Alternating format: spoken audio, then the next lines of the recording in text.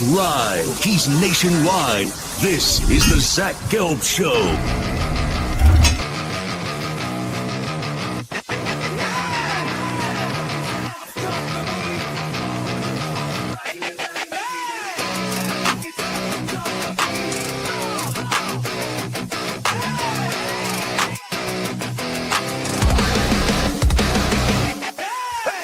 Here's your host, Zach Gelb.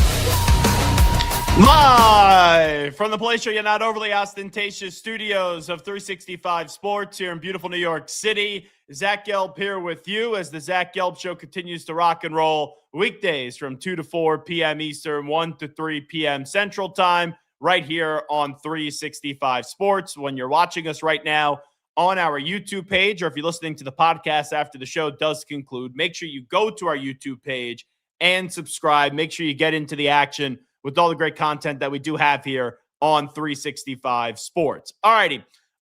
We got to get back into the biggest story from yesterday. And I'm confused. And what I'm confused about is I understand the Hall of Fame is sacred. I understand the Pro Football Hall of Fame is where the legendary players and coaches and owners and anyone associated with football that is perceived to be a legendary status, their legacy gets enshrined and their football legacy lives for the rest of time. Like, that's the goal of the Hall of Fame. Now, if you listened to the show yesterday, I went on a rant and then some on Bill Belichick not getting in on his first year of eligibility. And people will bitch and complain about Spygate and Deflategate. People will say, oh, you got to go with the players over the coaches. Like, what are we doing? We're really making a case for Ken Anderson to get into the Hall of Fame. Now, no disrespect over the great Bill Belichick. I have said the numbers 4,000 times. The man has won 13% of the Super Bowls in the league. 6 as head coach, 2 as a defensive coordinator. So it's ridiculous that 11 people, or at least 11 people, did not at least state why, or at least voted to the fact that they didn't put Bill Belichick in the Hall of Fame. Now, is Bill eventually going to get in? Yes.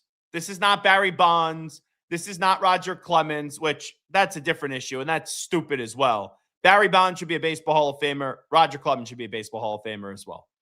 But there's no doubt with the outcry and how many people are frustrated with this, that Bill Belichick is already inevitably going to get in the Hall of Fame, but really inevitably get into the Hall of Fame. And it is perplexing. It is idiotic. It is really damn stupid that he wasn't voted on his first try. And I don't want to yell today. I don't want to name call today. I just want to have a conversation about this. Because there's a lot of people that vote for the Hall of Fame, 50 of them. And you're not supposed to reveal your votes until after they were announced. But when everyone's ass is being dragged to the fire here, and people want to know who the 11 people were that didn't vote with Bill Belichick, people are saying, all right, I know what the guidelines are. I don't care.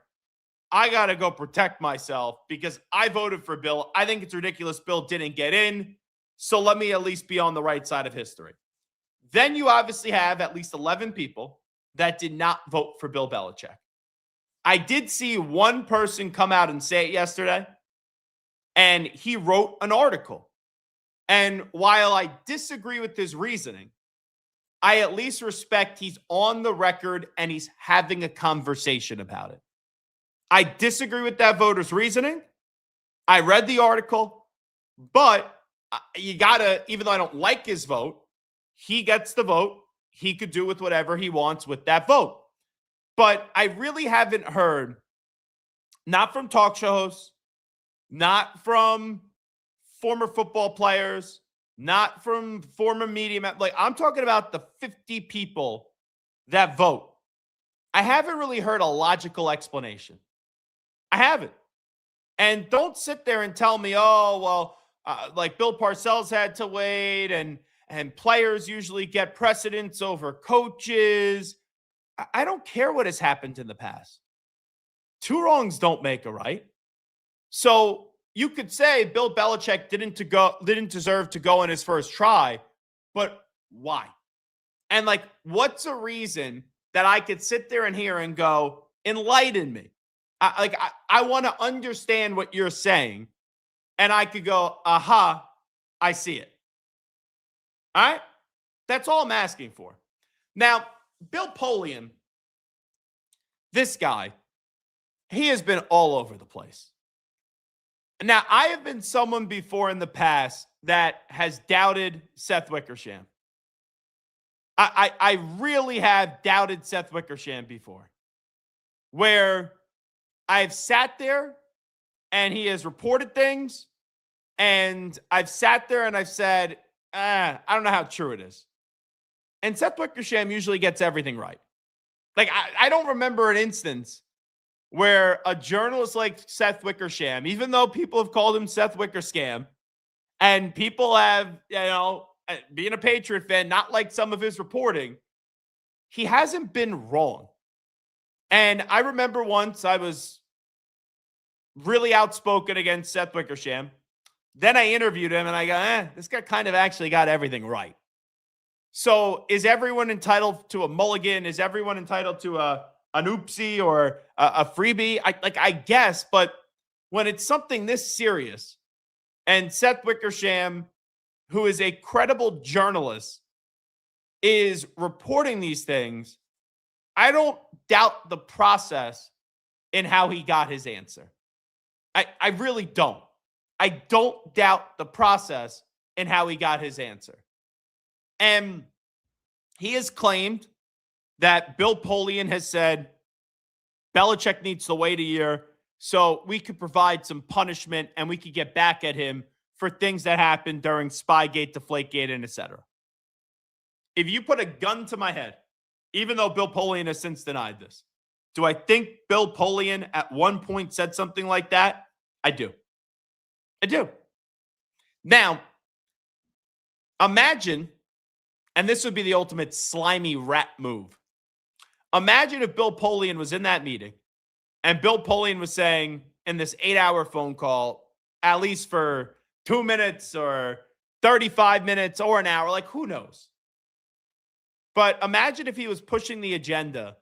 Guys, gals, this is why we shouldn't vote for Bill.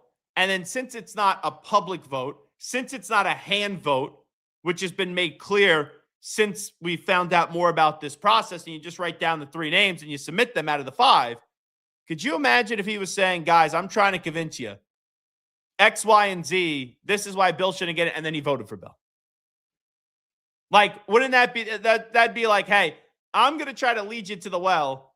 You drink, when I just led you to the well and you drink, I'm going to go cut right and I'm going to get out of this because I know the water is poisonous.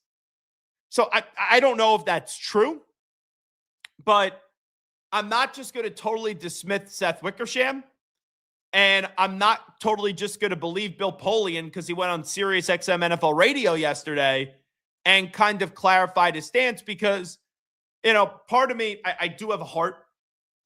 I don't want to speculate or assume about someone's physical well-being, but if you had to run a playbook of how to defend yourself in the way that Bill Polian did since this article has come on out, it's laughable, and clearly he's not still at the top of his game, but how could you expect someone, who's in their 80s?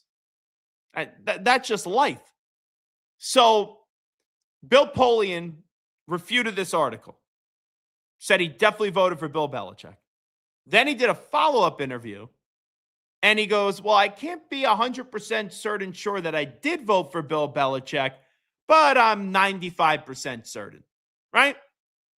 So this vote happened a week and a half, 2 weeks ago. You had to put 3 names down, 3. And you can't tell me with 110% certainty, or I guess in this case, just 100, that you didn't vote or you did vote for Bill Belichick.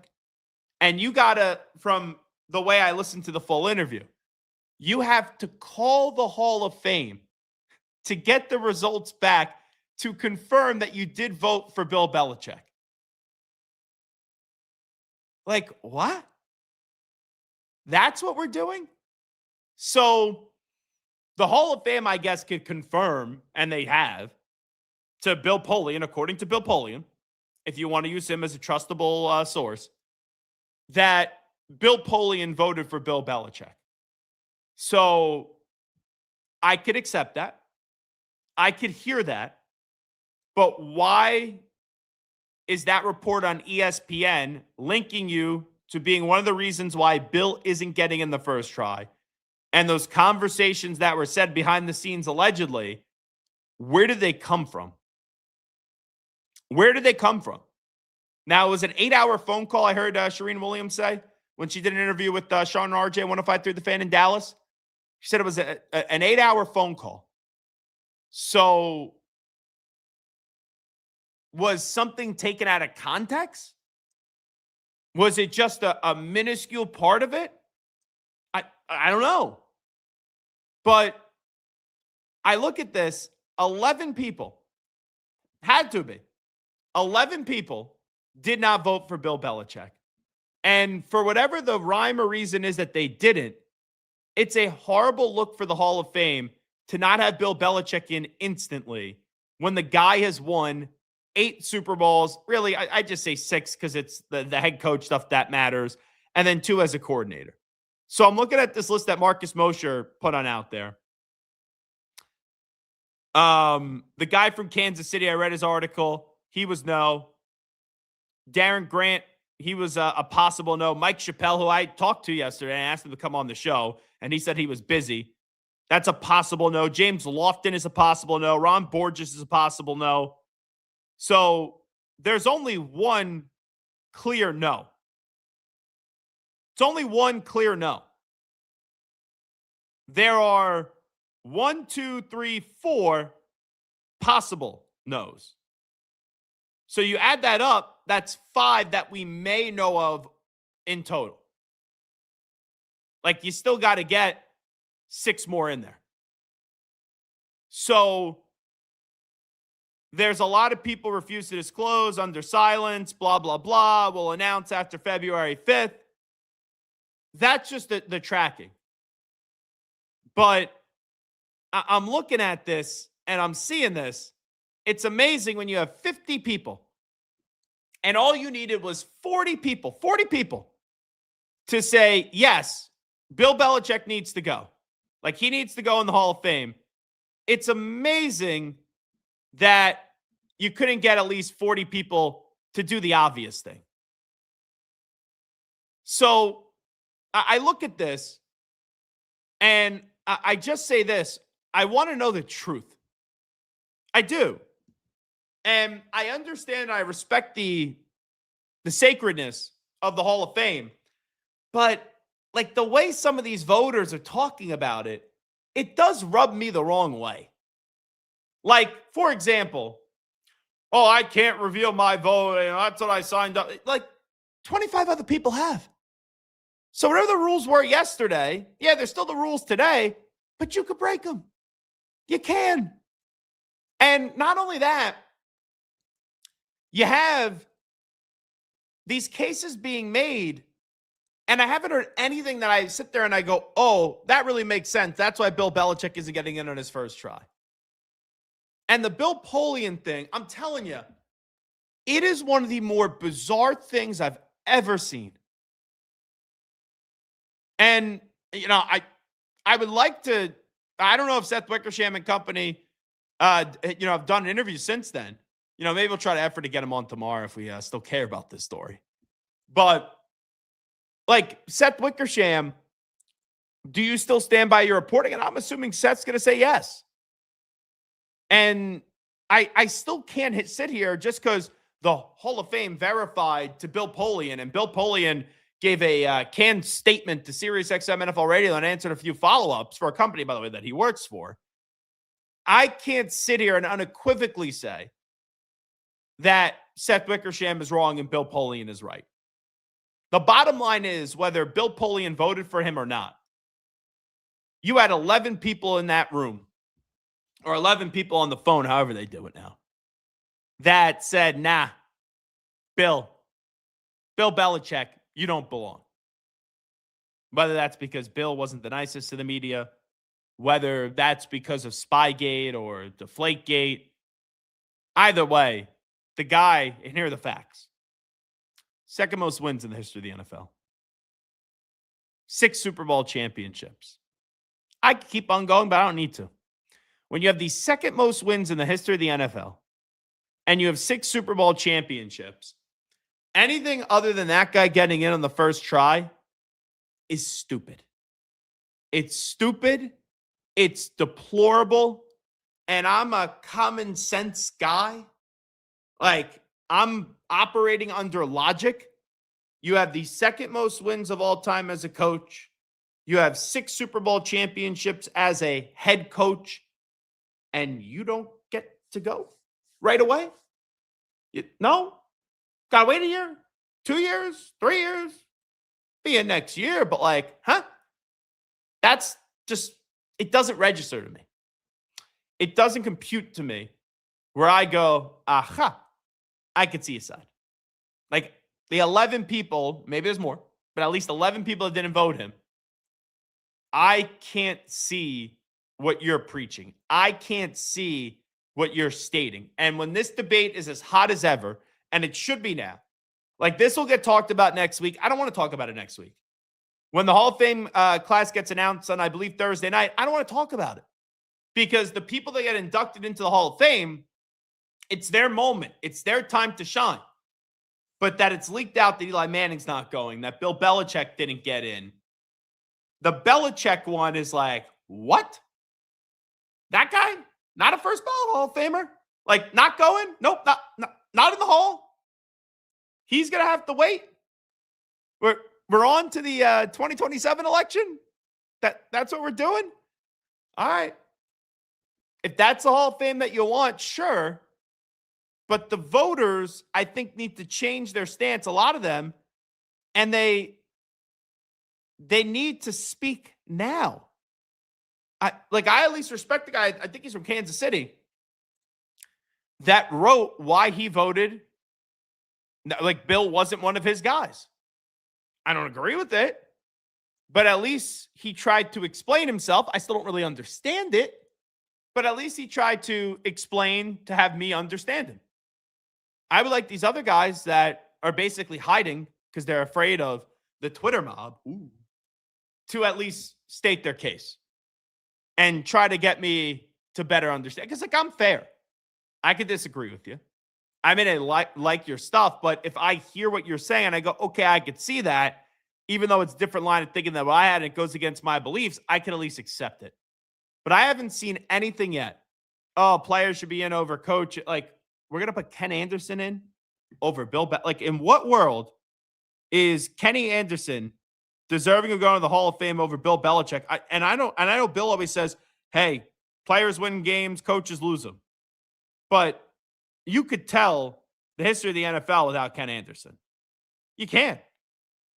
And, like, you're talking about a guy, yeah, he was an MVP. Yeah, he was a 4-time Pro Bowler. Yeah, he led the league in passing a few times. But, like, he's not essential to the game. Bill Belichick was essential to the game. Bill Belichick is arguably the greatest coach of all time. So if it was, let's say, I don't know, Tom Brady or Bill Belichick, that was a decision. All right, maybe you go with the player over the coach. I could see that. But when you maybe have Ken Anderson on that ballot, it's like, what are we doing here? I don't think you could have given 3 other names out of the 5 that should knock Bill Belichick off the ballot. Let's hear the first clip. This was Bill Polian on Sirius XM NFL Radio reading a prepared statement yesterday. I believe he's talking to Bruce Murray, and I like Bruce a lot, and Kirk Morrison, the former Rams player, I believe. And this was what Bill Polian had to say yesterday. Very easy for me to say what you've shared with us and to kind of clear the air, but best to just ask you to share the facts of everything that's gone on in your words, how we got here, and exactly what your vote was about Bill Belichick. All right, thank you. I wrote this out, so I'm reading from the statement. I voted for Coach Belichick in the Hall of Fame selection meeting. The Pro Football Hall of Fame has confirmed that fact through the auditors of the selection process. Again, I'll state that I never said that I believe that Coach Belichick should, quote, wait a year, close quote, for enshrinement. This has been confirmed by the Pro Football Hall of Fame, numerous selectors who were in the room, and my vote for Coach Belichick. As a Hall of Fame member and selector, I realize the import of what we do. I've always tried, as a selector, to make these difficult choices with the utmost of objectivity. I've said on SiriusXM Radio and numerous other media outlets that I believe Coach Belichick to be a first ballot Hall of Famer. My vote confirms that. So there you go. That was Bill Polian at the age of 83. And I will even say someone that was not very nice to Bill Polian yesterday, and I still don't believe Bill Polian. You hear him speak, and you could tell he's definitely taken aback by this. Like, he's definitely shook from this. It sounded like he was about to get emotional. He had to do a prepared statement in that. Like, this isn't a court of law, all right? This is not going to turn into a litigious situation. At the end of the day, even though the Hall of Fame is important, it's just the Hall of Fame. And I get it. We take our football very seriously in this country. But to have a prepared statement about this, and I'm trying to see your side, Bill, and I'm trying to believe, hey, Bill Polian, you voted for Bill Belichick. I'm trying to believe this. You say the Hall of Fame confirmed it for you. Okay, that's pretty substantial. You're then reading a prepared statement over this, which that I don't really get. But the question that I still have is, hey, you said just the other night that you're 95% sure that you voted for Bill Belichick. This is not like, hey, I ask you a question and I go, yeah, I'm 95% certain that like you like, if you give me a fact about something, for example, the capital, like a capital of a state, and if your answer was, yeah, I'm 95% certain Harrisburg is the capital of Pennsylvania. Okay, like, you're 95% certain about that. But then if I say, hey, Zach, what did you have for breakfast this morning? And if I said to you, this morning, I'm 95% certain that I had a protein bar from Starbucks and a large black cold brew. Like, how could you be 95% certain about something you did?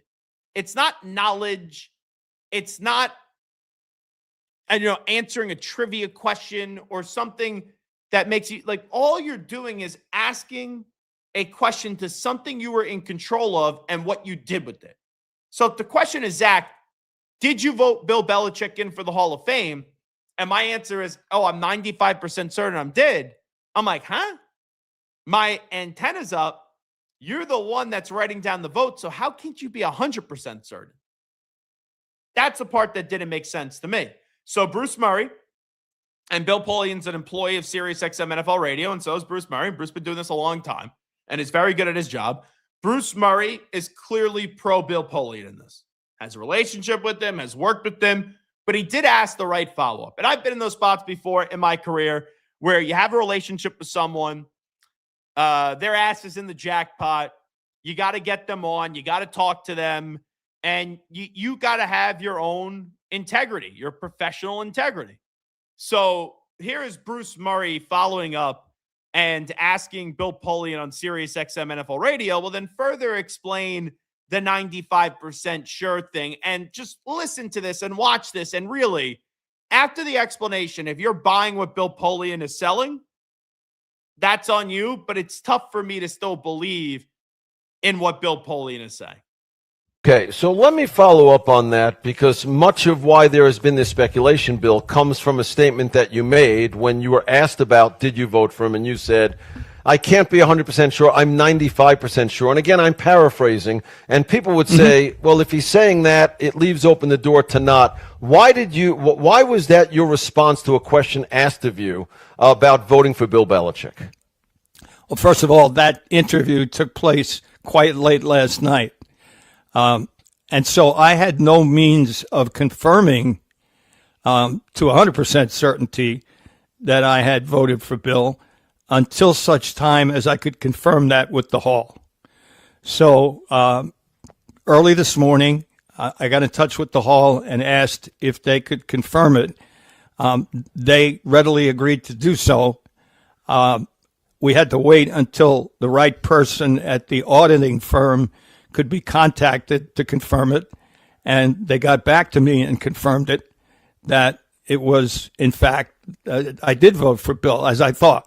I used the term 95% because I could have easily said very certain. Perhaps I should have said very certain, but I did not have confirmation late last night when I talked to the author, and I didn't want to make an absolutely unequivocal statement without having it be confirmed. I still don't get it. Like, Garrett, am I in a different world today? No. Am I in a different planet? Like, if I ask you, hey, Garrett, who did you vote for? You would tell me who you voted for. Yeah. But even if he used the word, oh, I'm very certain that I voted for Bill Belichick, it still doesn't make me believe that he did. My thing is, like, you're not going through and putting down 10 to 50 names, right? Fair. It's 3. If you can't remember 3 names, I don't give a damn if you said it in the morning and you got this interview late at night. If you can't remember 3 names throughout the day, then you probably shouldn't be in a position to even vote in this scenario. That's just me. That might be a little rough, but that's how I think you're right. I think you are right. And that's the thing. And we see this in all lines of work. Yep. You have someone that's been around forever. You have someone that forgets a lot about football than most people know, and they don't know when to sit one out. They don't know when to walk away. They don't know when to take themselves out of this position, or the people that are in charge of this don't want to have those uncomfortable conversations. And I know it's going to sound weird because I don't like Bill Polian, and I was not very nice to him yesterday. I'm very certain. I was 95% sure I wasn't very nice to Bill Polian yesterday. I feel bad for him during this. Even though he's made it a mess, and Seth Wickersham stuff is that. And if you make me say, who do I believe here? Even with him saying the Pro Football Hall of Fame, they didn't release a statement to Pro Football. This is going off of, they told me they got audited. They told me that I voted for him. The Hall of Fame released a statement yesterday about monitoring voters. So why don't you just, unless I missed it, why don't you release the statement that, yeah, we could confirm there's been much speculation that Bill Polian did vote for Bill Belichick. But the weird thing here is that, number one, Belichick didn't get in. But number two, I couldn't say unequivocally that I voted for him, and I had to check with the Hall first. What? You're the one that had to write down 1, 2, 3 names. That's all you had to do. And instead, you go, oh, well, I'm 95% certain I wrote down. What? The math isn't mathing here. I'm not great at math. It just, what he's claiming isn't adding up. And maybe he voted for Belichick. Maybe Wickersham got it wrong. Maybe he just stated his case and then behind closed doors, I can't go down with this sinking ship. I was just given a differentiating opinion and I'm going to vote Bill. Maybe. But the thing that still doesn't go off in my brain when it comes to Bill Polian, you were asked, did you vote for him? I'm 95% sure. Yeah, I have to check with the Hall of Fame. You should know who you voted for. If I had to take a guess, this is probably the last time Bill Polian votes for the Hall of Fame. For 2 reasons. Reason 1, maybe Bill Polian just says, this has been such a disaster. I don't need to be doing this anymore. I'm 83. I'm good. It's been a good run. Or maybe the Hall steps in and goes, this got sloppy. This got sloppy. And now I don't know if Bill, we want you voting for the Hall of Fame anymore if you couldn't remember the 3 names that you voted for. Maybe it's time to just hang it up when it comes to this conversation. Zach Gelb here with you on 365 Sports. I think I got the Belichick stuff out of my system today and the Bill Polian stuff. I know that dominated most of the show yesterday, and we had to start the first 30 minutes of this show today. So we'll take a timeout. When we come on back, Zach Gelb here with you on 365 Sports. Did Eli Manning get screwed out of the Hall of Fame? And also, Dabo Swinney is fighting tampering against Ole Miss, and others are joining the party. We'll get to that next. The 4-burner, side sear burner with Clearview Glass stainless steel grill from Monument Grills. Made of tempered glass, which is strong, insulated, and allows you to check your grilling without lifting the lid. Our porcelain-coated cast iron cooking grids offer a large cooking surface of 513.3 square inches, primary cooking area, with even heat cooking. The Monument Grills include LED control knobs and are easy to light with pilotless electronic ignition. Better grilling, better value, Monument Grills.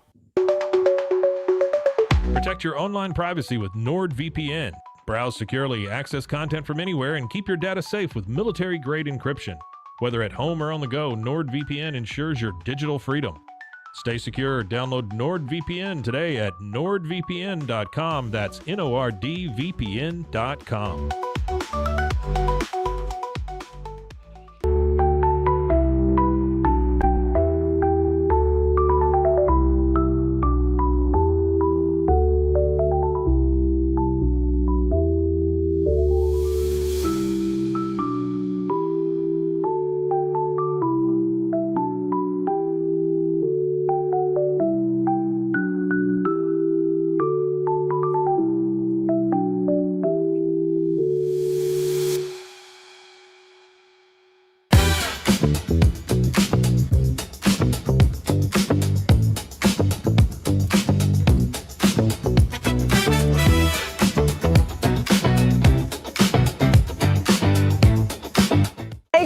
I'm Abby Dommett, 2023 CrossFit Games athlete, and I use Airwave because it helps me breathe easier and stay more relaxed during my workouts. 1, 2, 3, 4. Very discreet.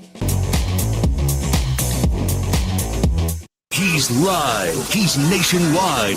This is the Zach Gelb Show.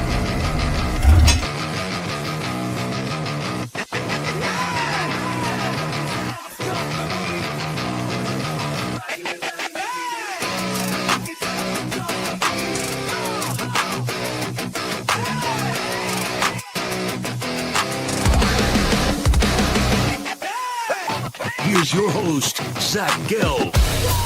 Alrighty, away we go on this Thursday. Zach Gelb here with you, 365 Sports. So we talked about this story earlier in the week, how Dabo Swinney last week went off at a press conference because he was using the transfer portal. Luke Farrelly left Cal, I believe, to go to Clemson.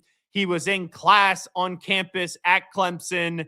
And Coach Golding, the new head football coach at Ole Miss, basically texted him and was saying, "What's your buyout? We want you at Ole Miss, and we're going to do everything that we can to go get you." And now Farrelly is a part of the Rebels program.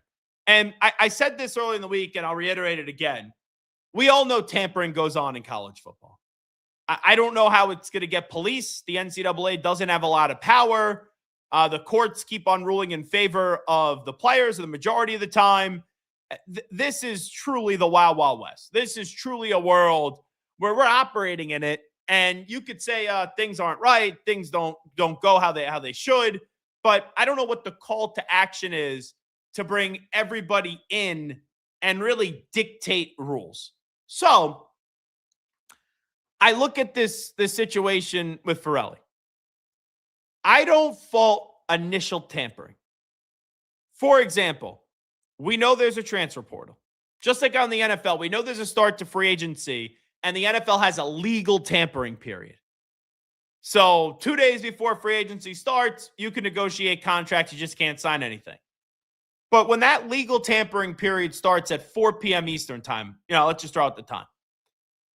Don't you find it odd that at 4:01, so-and-so has committed to go play for the Green Bay Packers on a 4-year contract, expected to sign for about like $130 million. Like, think about that. So If that's happening, right, clock hits 4:01, boom, we know where this player is going. Don't you think that even in a legal tampering window, there's still tampering that goes on? So to bring it into college football in the year of 2026, there is a window where the transfer portal is open. And you're going to have coaches that are going to reach out to players when they're still on the roster of another team because they know the player from Towson is automatically going to go to the transfer portal at the end of the year. And maybe the player from Towson or Albany looks like he could be someone that could go to a Florida State or could go to Oregon or go to Baylor. And you want to get ahead of the line to make your case because if you don't, other people will. But the dirty part to me, even though you could say, Zach, that's not right. You're opening up Pandora's box. Once you do that, anything could happen. But once you do that, and that decision, right, is made, let's say you have a linebacker from Albany. I think it was Jared Verse, who I believe was at once a linebacker. Yep, it was Jared Verse. Yeah, right? I don't know why Verse was on my mind. But let's just say Verse is at Albany, and I'm not saying Mike Norvell did this, but Mike Norvell is in contact with Jared Verse before the transfer portal opens, and boom, Jared, we want you. Come to Florida State. This is what we're willing to give you. All right? Like, no one's really going to bat an eye at it because the player from Albany is always going to leave to go to a program like Florida State. So you have a situation like that where that happens, and that's fine. I think we could agree if we're going to acknowledge that tampering goes on and you can't do anything to prevent it, that tampering is fine. But once Jared Verse commits to go to Florida State, and once Jared Verse is already taking classes at Florida State, if a week later after that decision is sealed, signed, delivered, made, the kid's already taking classes, and then I don't know, Kansas State, then hits up Jared Verse, what's your buyout? We really want you. We're going to go get you. That seems slimy. That seems shady. That shouldn't be allowed.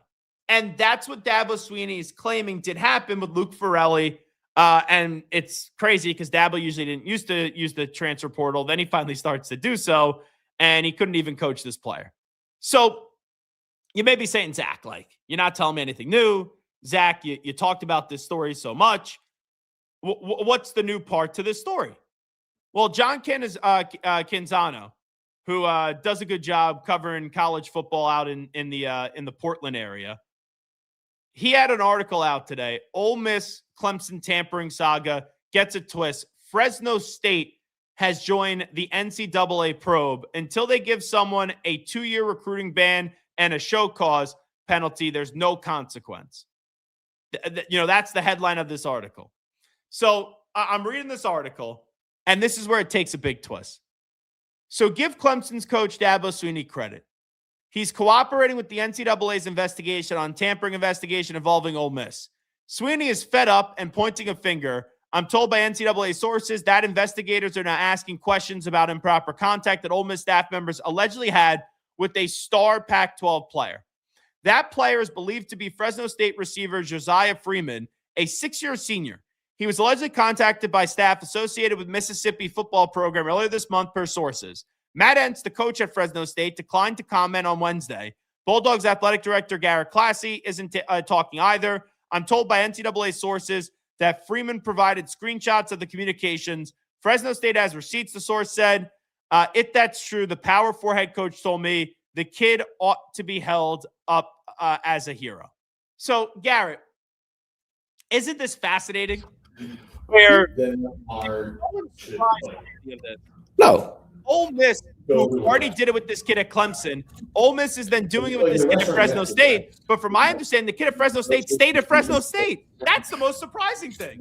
It really is. My thing when you said this, and the most surprising thing that jumped out to me is if you're a 6-year senior at Fresno State, then what makes me think you're actually good enough to come and compete at Ole Miss? Like legitimately, you're 6 years in and you're still at Fresno State. Like, yeah.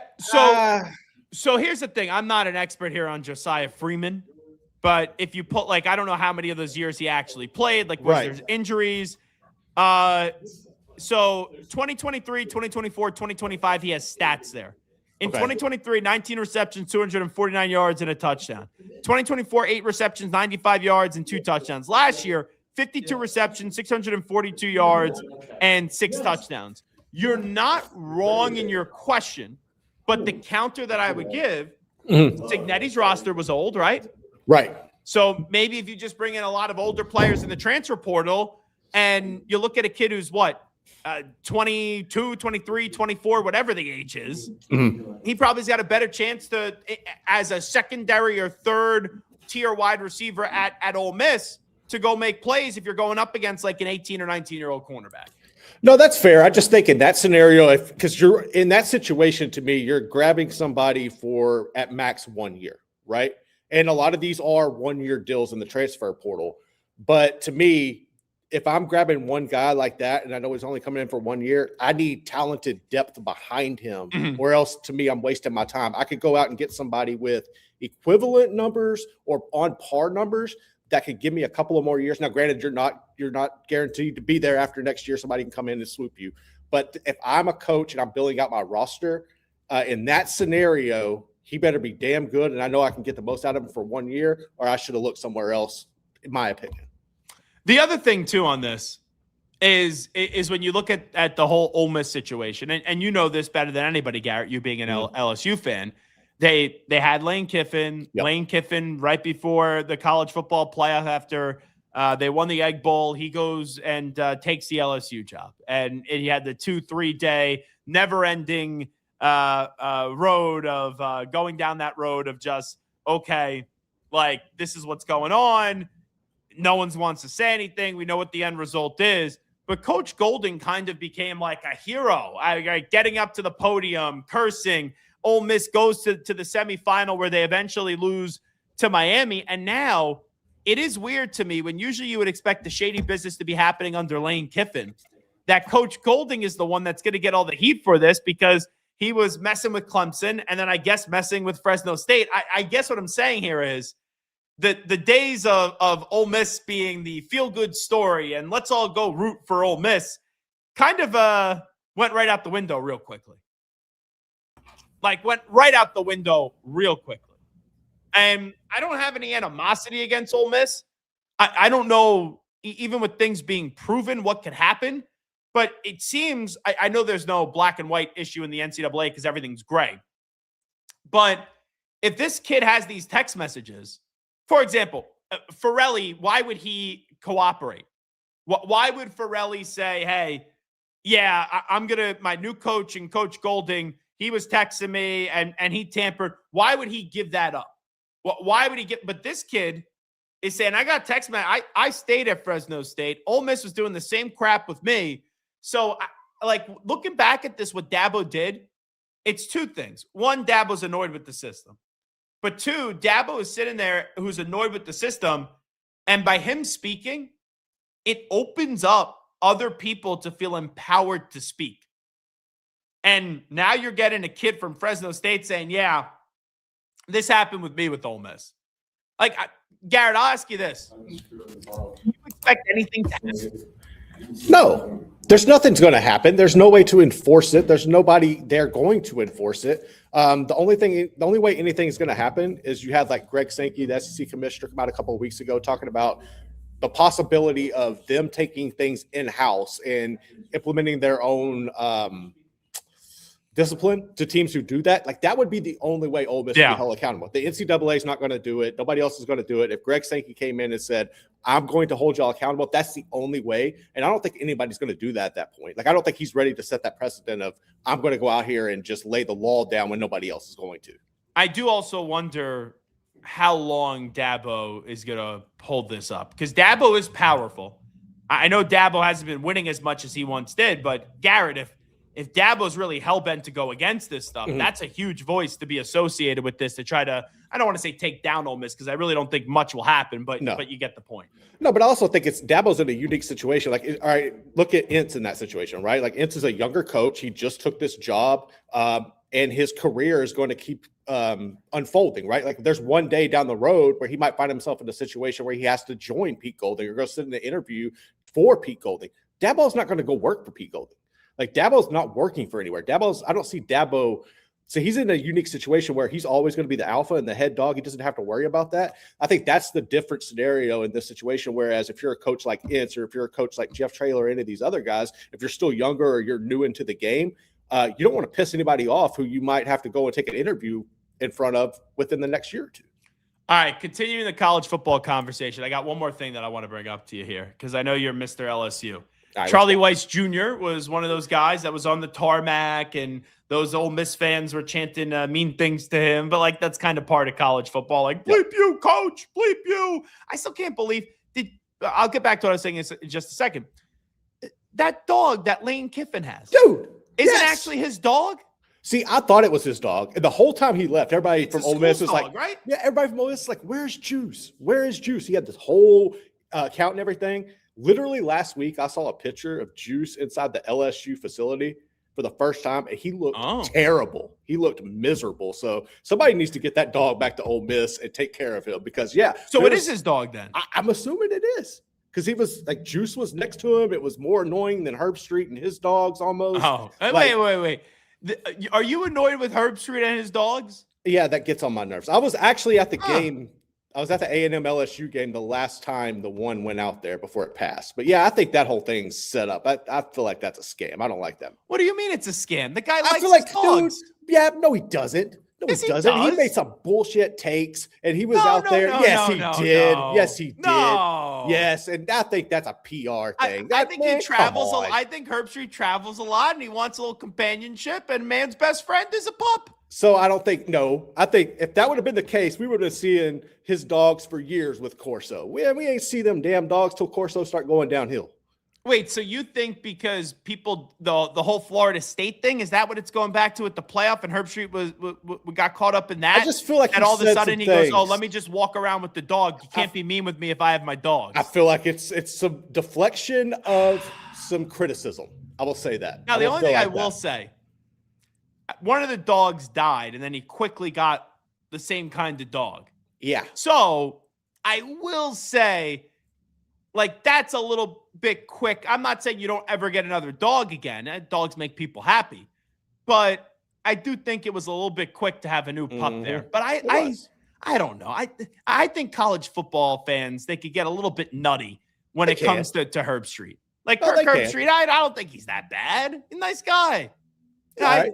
I think he gives good takes. I think he's well informed, but there is too much Herb Street. There is. I don't need him probably on what it is. I don't need him on Prime Video on Thursday nights, calling the Thursday night football games, and then see him all on my screen on Saturday. The thing that I think annoys me more with Herb Street, it's not really the dogs. It's like, oh, look how much I travel. Yes. On Thursday, I was at San Francisco and Seattle. And then my little airplane thing. On Saturday, I was in College Station. And then Saturday night, I was in Pasadena. Like, all right, you paid to talk about football at the end of the day. Yeah. You're not like in a coal mine. You're not digging ditches or anything like that. So the dogs, I love dogs. I'm a sucker for dogs. I love me some puppies. But when it comes to the whole, oh, I travel this, I travel there, like, come on. Kirk, I make a lot less money than you do. And I've done some crazy traveling. You don't see me posting every 3 seconds, wanting the praise for the travel. Now, getting back to the original thing that I was going to bring up to you. Charlie Weiss Jr. was one of those people on the tarmac. He was. Actually, before I bring up Charlie Weiss Jr., you a dog or a cat guy? I have a dog. I would probably be more of a cat person than a dog. Yeah, I thought you were a cat guy. Yeah, I have my dog. It's more so because of my kids. I'll just leave it at that. Okay. I have like 2 character flaw questions for people. Okay. Dog or cat? And not that if you have a cat, it's like, oh, bloody murder. But like, I don't know. There's just something about cats that bug me, if I'm just being fully honest. No, I mean, they're assholes. Yeah. They are. There's no denying it. Wow. Yes. Yesterday, I called someone a whiny little bitch, and then Garrett is cursing like a sailor these last few days. Then the other thing is, and I think I know which way you're going to lean on this because you're from the South. Blue cheese ranch on your wings? Ranch. You go ranch? I'm not touching blue cheese. That stuff's disgusting, dude. That's disgusting. I'm not touching that. Garrett. No. We're gonna win you over on this. Nope, What? not happening. Have you ever had blue cheese? Yeah, I have. It's chunky. It's disgusting. Oh, it's delicious on a No. wing in the summer. No, Nice little hot God, wing. no. You dunk it in blue cheese and you eat that bad boy. Delicious. No, it's Delicious. ranch, bro. Ranch all Absolutely day. delicious. Wow. Jonathan Taylor once told me this. He goes, ranch and blue cheese, it's East Coast and then the South. People makes from the sense. East Coast, us intelligent people, we have blue cheese. The Paul Catalinas of the world, the Catalina wine mixers and the Garrett Rosses, they go We'll ranch. take our ranch. I will say this. I think Paul definitely dips some wings in blue cheese. Oh, he's definitely. Yeah, He's he's got some bougie in him. He's definitely going No, blue it's cheese. not bouginess. He's just he looks like he's a man's man. That's all I'm gonna say. Okay. Okay. I think he's definitely had some blue cheese. If I'm just being honest. Well, he can have it all. I'm not touching it. Charlie Weiss, though, Yeah. is the offensive coordinator at LSU. Came over with Lane Kiffin for Ole Miss. Charlie Weiss Jr. did finish out, though, his run at Ole Miss. Well, some coaches weren't allowed to, or they didn't. I don't really know what the story was there. It was a foregone conclusion that Todd Monken, the former Georgia offensive coordinator, won 2 championships with Stetson Bennett. Obviously, the last few years has been with Lamar Jackson. Everyone was saying, oh, Todd Monken's going to follow John Harbaugh to New York. He's going to be here in the swamps of Jersey, actually, eating Rutt's Hut and eating blue cheese with wings and all that stuff, and being the offensive coordinator for the New York Giants. Well, it comes out yesterday, boom, Todd Monken, whoa, he's going to be the head football coach of the the Cleveland Browns. So there's been some reports today that even though it's too early to say who the favorite is, people are expecting that Charlie Weiss Jr. is going to have a lot of interest from the New York Giants. Are you nervous? Connection, Jackson Dart's the quarterback, by the way. Charlie Weiss Jr., former Ole Miss guy. Are you nervous at all that Charlie Weiss Jr. is going to be the next offensive coordinator of the New York Football Giants? I am briefly. I haven't touched base with the people in Baton Rouge that I know to see like the momentum on this. But I am nervous because to me, anytime you have this opportunity, you definitely should take it. If I'm Charlie Weiss Jr., you're going into a situation where I think you're going to be a great fit to be the offensive coordinator under Harbaugh. I think you're going to have a lot of good momentum there. You mentioned the connection with Jackson Dart. And who doesn't want to have, like, you could be the next Joe Brady, right? Like you could go in, be that kind of young mind and develop these guys and then eventually work your way into a head coach. So if I'm LSU, yeah, I'm kind of nervous because this whole transition has been a disaster from the jump. And then just when you start getting settled and you start bringing in your quarterbacks and you're starting to hit the recruiting trail and sell these kids on Charlie Weiss Jr. being there and, kind of developing them, now you're going to have to pivot again. And I know Lane Kiffin can find somebody. I mean, that's not like there was a lot of people saying that he was the one calling the plays. Like I think Charlie Weiss was calling the plays, honestly, but it wouldn't surprise me if Weiss took that job, if Lane Kiffin just kind of like took over play calling this year and let somebody come in and kind of be like the offensive coordinator in name per se, like kind of learn under him. But where do you stand with college head coaches calling their own plays? Because like in the NFL, I think it's more common on offensive, defensive side of the ball, but Sark's still calling his own plays. There's a big feeling that with all the responsibilities that you got to manage being a college head coach, that you shouldn't call your plays. See, I think that's a good point. I think that if you can manage your time and you're really disciplined about your structure and it doesn't impact you from what you're like, if you're not, for instance, if you look at David Aranda, like you're a defensive minded head coach, you're trying to be a head coach and defensive coordinator and your strong suit sucks, then we probably need to adjust the situation. But there hasn't been any dip from Sark, right? Like he's the head coach. The defense was terrible. The offensive line didn't live up to par, but there's nothing about Texas' offense that's at fault. So I think it just depends on the coach itself and if they have the ability to manage everything at their fingertips. I also think the question you have to ask yourself if you're Charlie Weiss Jr., what's your end goal? Like, I know you're 32, but if you want to be a college head coach and if that's your main goal, like if that's your dream job, college head coach, you stay at LSU because you're going to be synonymous with Lane Kiffin. And even though Brian Kelly didn't work at LSU, I got to think Lane Kiffin maybe doesn't win a national championship, and that's going to be the standard. But I do think you're going to be able to have success if you're Charlie Weiss Jr., who comes from a football family. His dad, a former college coach at Notre Dame, former offensive coordinator, obviously, in the NFL. He comes from a football family. So if Charlie Weiss Jr. wants to be a college head coach, and if that's the end goal, if that's the dream job, then you stay at LSU. But if the dream and the end goal for Charlie Weiss Jr., who's 32 years old and doesn't have much NFL experience, he spent the year with the Atlanta Falcons, everything else has been in college. If the end goal is to be an NFL head coach, you would be foolish not to go to the Giants. You would be foolish because you get to reconnect with someone that you have a connection with in Jackson Dart. You get to work under an older, respected coach in John Harbaugh. And if you have a year or two of just good football at 32, people are going to say, innovative offensive mind, a guy that comes from a football family, has experience in college and the NFL, and you will go very quickly to the top of the list of potentially getting an NFL head coaching job down the road. So as we sit here today, I don't know what Charlie Weiss wants to do. I don't know what Charlie Weiss Jr. wants to do, but I do think it's easier to be an NFL head coach now than it is a college head coach. And do I think he's quicker to getting a college head coaching job? Yes. But if his dream is to be an NFL head coach, which I'm going to assume that it is, I think you should take this job with the Giants. And I think it's a good opportunity to pass up. And don't tell me, oh, but he just committed to LSU. He can't do that.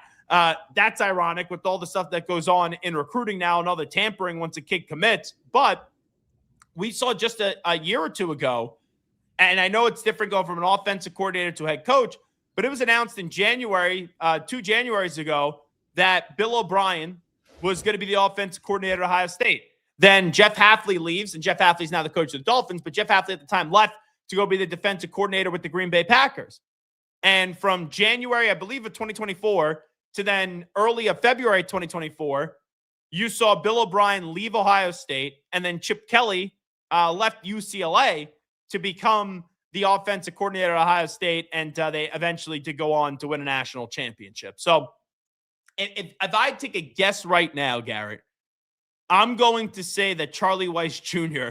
in this crazy story, right? Because he's associated with Lane Kiffin. He was on the tarmac. Then he goes back to finish out the run. I'm going to say right now that if he's offered the job, I think he's going to take it. I think he should too. Like, another thing is, do you want to sit here and chase people in the transfer portal? Do you want to consistently say, okay, well, I get Sam Levitt as my quarterback this year, and then have to pivot and go get somebody else? Or do you want to say, okay, well, I got Cam Scatterbo, who is like, what, his second or third year? It's going to be a second year, I believe, coming off the injury. And then you have with Malik Neighbors. Like, dude, I have a core of elite offensive playmakers that I can work with for a decade. So I also wonder this too. I wonder this too. So his dad, Charlie Weiss, was never a head coach in the NFL. Right. So the Patriots in the early 2000s, they had Charlie Weiss as the offensive coordinator, Romeo Crennel as the defensive coordinator. Romeo Crennel eventually went on to become the head coach of the Kansas City Chiefs. And then he had an interim – he was the head coach of the Cleveland Browns, and then he had an interim stint with the Kansas City Chiefs, if memory serves me right. Charlie Weiss left the Patriots, but it was to become the head coach at Notre Dame, then went back to the NFL, then went back to college, and then, as offensive coordinator, and then got the job as the head coach at Kansas. I wonder if Charlie Weiss Jr. goes, hey, my dad had a pretty damn good run as a coordinator in the NFL. He never got that head coaching job. Like, I grew up around that. I wonder if that even motivates Charlie Weiss Jr. even more to get that opportunity to become a head coach in the NFL, because his dad never got that opportunity to be a head coach in the NFL. I wonder, Garrett, if people think that way, like Charlie Weiss Jr. I mean, I'm pretty sure you do, right? Like, if you've grown up in this, you want to idolize your dad, you want to follow in their footsteps, and we've seen people come up and do that. And if you know that was a goal for your dad and he didn't have that opportunity, and you could put yourself in a situation to make him proud, like, hell yeah, you're going to jump on that as a son. Next offensive coordinator for LSU, may have to start the search. Ooh, man, I won't even know where I would turn right now. I really don't. Like, I don't know the first name. I really don't. I'd have to think on that. Are you surprised? I know it wouldn't be for offensive coordinator that Ed Orgeron isn't involved on this staff in any capacity, especially with the connections with Lane Kiffin. I think Ed wants to kind of just let LSU be and let it be like, I was the head coach. I was the greatest team ever, and I was the staple of that. I would see him definitely get back at coaching. I don't think he would be I don't see him necessarily going back to LSU in any capacity and getting involved down there. I could see him probably like Miami gave him a call, obviously, I mean, you're already down there. You got sons on the staff. There's a few other programs, but I don't see a situation where he goes back to LSU. I really don't. Yeah, I was told by someone, and this was back in late November, a source that I trust. Mm-hmm. Ed's in the mix for a few things. And I'm just surprised that, like, he was in the mix for a few things, right? Now, this is me talking. When I was inquiring, like, do you think it's to be head coach? Do you think it's going to be just on the staff? And he's like, he's in the mix for a few things. I'm surprised that he was in the mix for a few things and he didn't take anything. Yeah. And I wonder if Ed Orgeron even, I know he says he wants to coach again, but how many people say, oh, they want to lose weight and then they go eat a Big Mac and then they drink a Coke and don't ever go to the gym? Like, that happens. Like, does he actually want to coach again, or does he enjoy just being this star, this character? He's already won a national championship. As much as he loves college football, he's no longer married. It seems as if Ed Orgeron enjoys being – I think he'd rather be on the next contestant of The Bachelor, I think. Oh, yeah. Than it would be for Ed Orgeron to be coaching, I don't know, in the trenches at LSU. Yeah, I also think he's in a situation, too, where you can just go in and be a liaison, right? Or you could go in and be an analyst for one of these programs. And I think he's already doing that. He's already mentoring coaches and stuff. So if you could be around the game, but you don't have to have the stress of the day-to-day recruiting, the day-to-day on with the transfer portal, battling NIL and negotiations and stuff, but you still want to be around programs that develop kids and help coaches, I think he's in a good situation to do that. And plus, he's also there for his kids. When they're coaching, he doesn't have to worry about, well, you can go and support wherever they're at all times. So you have a San Francisco Giants hat on today, is that right? Yep, got the little state flag in it. Oh, that's a state. Yeah. I was wondering what that was. Bear crawling through. I thought it was a 4th of July kind of hat or something. You know, I just see different kind of colors. I'm like, oh, maybe that's like a 4th of July edition of a hat. State flag. Okay, these hats, man, they're a lot. They're a lot. I have a whole each and every day. I'm impressed by it. Will you ever repeat a hat? I'd repeat them. Yeah, I repeat them. How pretty many hats often. do you have? Man, I probably have about 40 or 50. I gave a bunch to my nephews, like a lot of because I went to snapbacks. I had a lot of fitted hats that I gave to them, but I still have a whole bunch of them. So if someone's getting you a gift, you'd be like, hey, get me a good hat. Is that what you would say? I would say get me a Lids gift card or something where I could pick my own So you hat. could pick. Yeah. How much do you expect out of a Lids gift card? Just wondering. If at this time, it better be 50. Like back in the day, you could get a hat for like 30, but the price has gone up. So if I'm on a gift card, you better come with $50. What's a hat, by the way? Like, let's just give me a team name right now. If I went to Lids, and if Lids wants to sponsor the show, feel free. Oh yeah. Feel free. If you had to just give me a hat right now that you want, give me a team of maybe one that you don't have. I would say I do not have the Dodgers. I need to get the Dodgers because I had a. Why? Well, because I like it. I love the blue. I love the LA in it. It's a clean. Just a generic traditional Dodgers hat? I like the clean blue Dodgers hat. I really do. Now, would you rather just have the LA and just the logo, the blue with the white, or would you rather have it say Dodgers across with the baseball going through? I just want the old. I want the OG, the LA, the blue with the white LA. Just keeping it clean. So you're a simple man. Simple man. I mean, simple man that likes tats and ranch and hates Kirk Herbstreit's dogs is pretty much your things. Yeah, it sums up a little bit. That's the profile as we get to know more about Garrett Ross. Zach Gelb here with you on 365 Sports. We will take a timeout. You'll never be seeing me wearing a Dodgers hat unless if they are paying me. When we come on back, should Eli Manning be in the Hall of Fame already? And also, Giannis Antetokounmpo, he could be on his way out of the Milwaukee Bucks. We react next.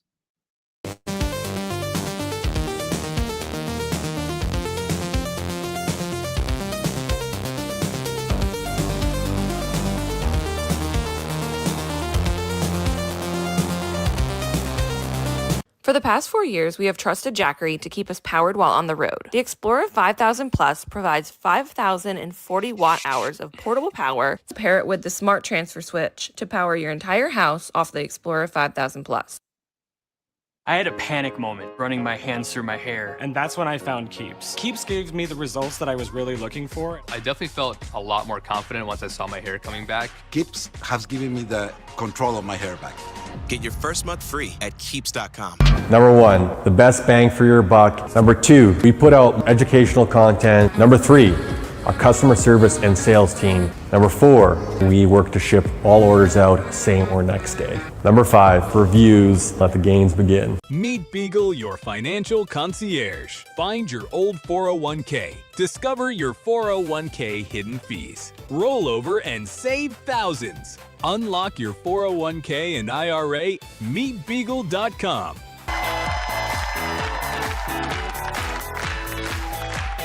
The Lumi Charge is an all-in-one home desk lamp, speaker, and phone charger. It is a great... I need that for my son when he goes off to college.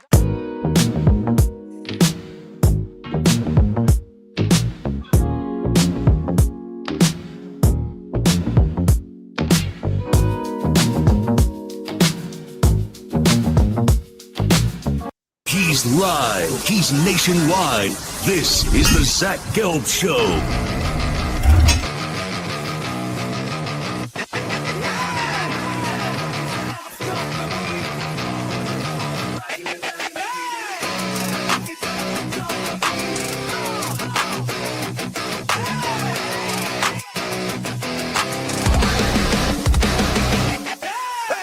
Here's your host, Zach Gelb. All righty, welcome back in. Zach Gelb here with you on 365 Sports. So a lot of the conversation has been about Bill Belichick not getting in the Hall of Fame. We will find out who the Hall of Fame class is going to be coming up next week at the Super Bowl on Thursday. But Eli Manning reportedly will not be a part of this class either. Now, Eli Manning, when you look back at his career, when it comes to passing touchdowns, he is top 10 of all time. And Eli Manning, even though he's not the greatest quarterback I've ever seen, when in passing touchdowns, Eli Manning, oh no, he's 11th actually. Because I think you had someone move up this list this year that knocked Eli down. But anyway, Eli Manning, he's 11th in passing touchdowns and 11th in passing yards of all time. And he won 2 Super Bowl championships. And 2 Super Bowl MVPs. So, Garrett Ross, I'll just ask you this because obviously you're familiar with Eli. Mm-hmm. But I have an East Coast opinion on Eli Manning. So sometimes that does get altered. I will acknowledge that, even though Eli Manning Super Bowl. Do you think Eli Manning is deserving of going to the Hall of Fame? I think any quarterback who has multiple Super Bowls should get into the Hall of Fame. And I think you can make a legitimate argument that was it Eli or was it the defense? And if you say the defense, yeah, you're more than likely correct. But at the same time, like, he had to make that throw to David Tyree. Like, David Tyree wouldn't have had that catch if Eli wouldn't have got the ball even anywhere near his vicinity. You know, was it pretty? No. Could he run? No. Well, it was the escape. The escape on that play was crazy. And also, very lucky that Asante Samuel, the play before, dropped the interception. Yeah. But I think anyway, I mean, like, just looking at his track record, man, like, you won 2 Super Bowls. You were the face of New York. You had to deal with that media day in and day out with a lot of your criticisms, and you handled it. Like, you never really bitched about it. Like, I think he's a Hall of Fame. Now, is he a first ballot? Obviously not. I think he eventually gets in. Am I surprised to see him waiting? No, I'm not. But I think he will get in. Do you like this first? I know it's the second year of eligibility, Eli Manning, and he's reportedly not getting in. This first ballot stuff, to me, when you retire, we should know if you're a Hall of Famer or not. And I understand they can only allow. I think they only allow 5 players a year or whatever it is. Like, there's a reason why there's a logjam and there's a pile up and all that stuff. But with that being said, it does annoy me a little bit when you have to convince someone that they should be a Hall of Famer. It should be obvious that the person is a Hall of Famer right when they retire. No doubt. I mean, I think there's plenty of guys that are still waiting, right? Like, you could look at Drew Pearson and why was Drew Pearson not a Hall of Famer? You know, Jerry Kramer, Roy Butler. Like, there's so many of them. Andre Johnson, you got to fight for him at times. Like, I think there's so many players out there that I don't know why we have this, why the bias comes into it. Like, I understand people can be rude or you might not like a person, but at the same time, like, it's supposed to be what you did on the field. And to me, there's no doubt that Eli Manning, whether you like him or not, he left everything out on the field. So I don't get it. So the finalists this year for just players, Willie Anderson, Drew Brees, Jahari Evans, Larry Fitzgerald, Frank Gore, Torrey Holt, Luke Kuechly, Eli Manning, Terrell Suggs, Adam Vinatieri, Reggie Wayne, Kevin Williams, Jason Witten, Darren Woodson, and Marshall Yanda. I'm going to guess that the 2 locks, if they even put 5 in, because I don't think they put 5 in last year just from the modern era players, my guess would be the 2 locks are going to be Drew Brees and Larry Fitzgerald. Yeah, they gotta be. After that, is Luke Kuechly getting in this year? I wouldn't put him in this year. I'd put Vinatieri in over him. Yeah, that's another thing. Vinatieri has so many iconic kicks. Yeah. I think either Kuechly or Suggs are going to get in this year. I'm going to say Kuechly gets in. Okay. If I had to put 5 in this year, I would say Breeze. Yep. Larry Fitz. Yep. Kuechly. Torrey Holt. Yes. Receivers got to wait damn too long. Yeah. But how do you not have Reggie Wayne in either? But I don't think you're going to get doubled up in the wide receivers. I don't. You're not. Jason Witten is obviously one. Yes. I got to give you a 5th. So I went Breeze, Larry Fitz, Torrey Holt, and Kuechly. Man, it's got to be Witten, right? It pains me not to say Vinatieri. So Jason Witten, he retired in 2021. So this is his first year of eligibility, right? If he was in 21, yeah, this is his first year. Is Jason? But he's not a first ballot. Yeah, I hate that, but I think you're right. I think you are right. Now, Reggie Wayne retired in 2014. Torrey Holt's last year was 2000. Yeah, Holt then needs to go in front of Reggie Wayne. Marshall Yanda. Yeah, I'll go Marshall. Yeah. I'll take alignment on that. So I'll go Marshall Yanda. Yeah, that's going to be my 5. But I don't think it's crazy that Eli didn't get in this year. But I am a little bit surprised. Like last year, Garrett, I said, if you're going to go by, is he a first ballot Hall of Famer? No, Eli Manning's not a first ballot Hall of Famer. But because of his last name and how well liked, and those things shouldn't matter, but they do, and how well liked Eli is, I would have thought that Eli would have got in on year number 2. But the fact that it's already out that he didn't, and now a guy like Drew Brees is up, you could go 2 quarterbacks, but Drew Brees obviously goes in right away. The fact that they didn't want to do that, I do wonder how many more years Eli Manning has to wait. I would say probably 2 more max. I would think by the 4th time, he's going to get in the Pro Football Hall of Fame. Yeah, I don't think after 2 years. I also wonder, how many people got fatigue? I know I get Manning fatigue of seeing him on the TV all the time. Does that come into it, or I don't think so, because here's what we're starting to realize with these guys that are in that vote for the Pro Football Hall of Fame. They're not you and I. Yeah. They're just not regular people. I get it. That may offend them, but some of them are just weird. Yeah. And some of the ways that they keep this, and I think sometimes there's too much analysis that goes on here, where we are our own worst enemies, and you try to think what you're doing is a little bit more important than what it actually is. But I do look at Eli.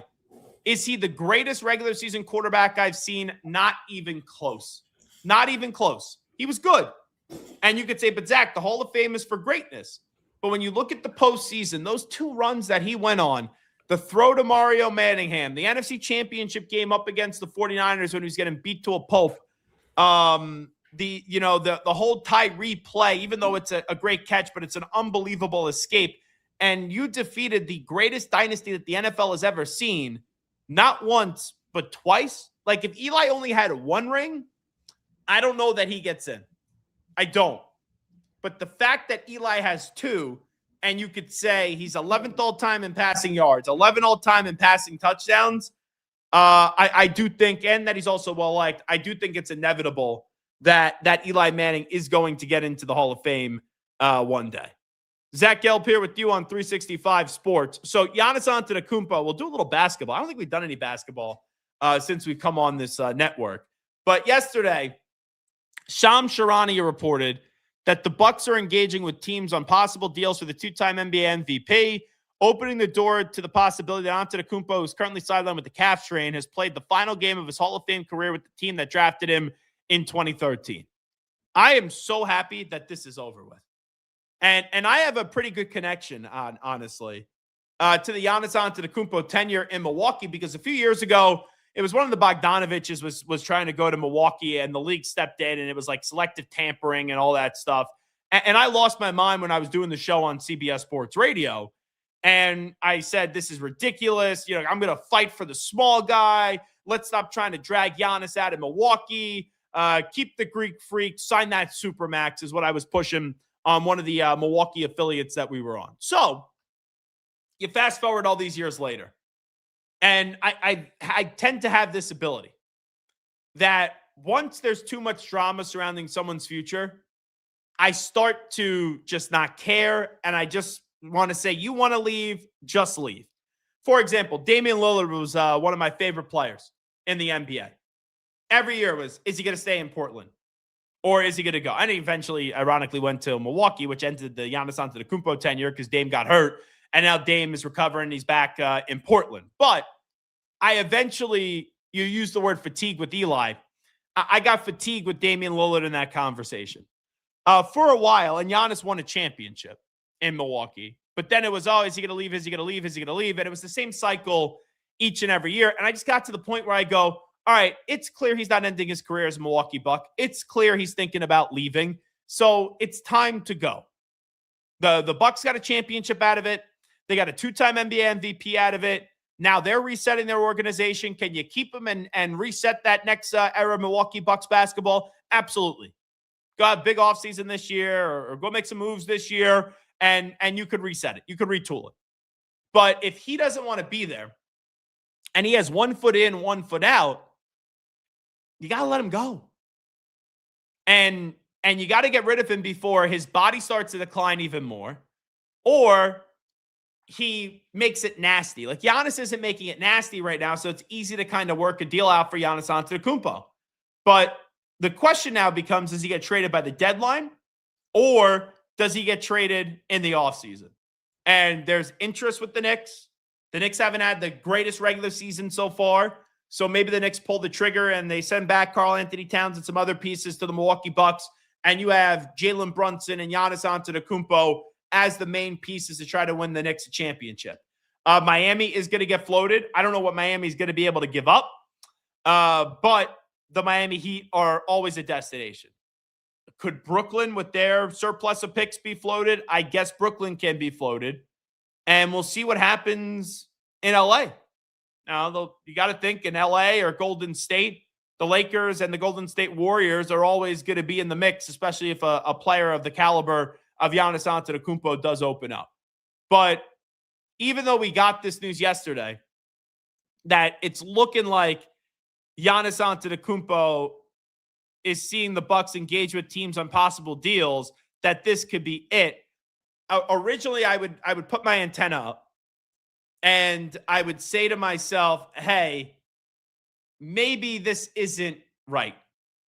Maybe that the report of him leaving or maybe get on out, like if it was just that way, I've seen this song and dance before. But the fact that it's the Bucks that are engaging, it makes me think that Giannis is going to get traded by the deadline. And here is why. Giannis doesn't want to be the bad guy here. Giannis's reluctancy and skepticism to force a trade out of Milwaukee where he's been 1 foot in, 1 foot out is he doesn't want the fans to turn on him. He doesn't want the perception to be, hey, I'm Giannis. I didn't want to be there anymore. He doesn't want to become a villain. And I respect that, right? This is where you got drafted. This is where you won 2 MVPs. This is where you won a world championship. Like, those are iconic moments. And all good things have to come to an end. Like when LeBron left the Cavs without a championship at first, and then LeBron bolted and did the decision, it was humiliating to Cleveland. I understood why Cleveland fans eventually resented LeBron James in that moment and then eventually got back in the good races because he came back home and he won a championship. But if Giannis leaves, I think people are going to look around to Milwaukee and be like, yeah, we don't want to see him go, but I understand why he's leaving. And thanks for the memories. You're a 2-time NBA MVP and you won a championship. I think people will be fair about that. But for some reason in his mind, he doesn't think people are going to be receptive to it. And that's why there's been a lot of skepticism on Giannis's part, where it's clear he wants to go, but he doesn't know how to go. The fact that the report is the Bucks are engaging in the talks now, it takes the heat off Giannis. It does. So if you put a gun to my head right now and you said, is this Giannis's, has Giannis played his final game dealing with this calf injury? Has he played his final game with the Milwaukee Bucks? I'm going to think so. I don't think you see Giannis put on a Milwaukee Bucks uniform again for the rest of the season, because I think he's going to get traded by some team, to some team by the deadline. So that was from the Giannis stuff yesterday. Also, you had LeBron James go back to Cleveland last night as a member of the Los Angeles Lakers. There was also a lot of speculation on the good old cesspool of Twitter yesterday that the reports have been out there that Jeannie Buss and LeBron don't have this warm, fuzzy relationship. They're not seeing eye to eye anymore. And stuff has been out there through the years that LeBron James, maybe the Cavs go make another run at him. I'm at the point, and I get it. We've seen LeBron James. He's the second best basketball player of all time. LeBron James, at his age, where his body, as great as he's still producing on the court, when he's gone to Los Angeles, we have seen injuries pile up. And with injuries piling up, you don't want to see anything serious that his career ends with an injury. So Giannis is 41, or excuse me, LeBron's 41 right now, just turned 41 in December. I'm good with LeBron. Like, I've seen enough of LeBron. Now, you never know how a career is going to end. You had the whole LeBron James and Bronny storyline, which was fulfilling for LeBron. LeBron in LA is not going to win another championship. So right now, he had 2 with the Heat, 1 with the Cavs, 1 with the Lakers. So he's nowhere close. It's not like you're sitting on 5 and Jordan has 6. You're nowhere close to matching Jordan or getting over the 6 championships that Michael Jordan does have. So if you're LeBron, you got to ask yourself at the end of the year, are you good? Like, are you ready to walk away? You good never playing basketball again. And knowing how LeBron has operated his career, I don't think LeBron is just going to wake up one day and is going to send out a statement or hold a press conference at the end of the year, barring a major injury that he suffers, because that could change the plan. I don't think LeBron is just going to do a press conference at the end of the year and say, hey, I'm going to take my talents to retirement home.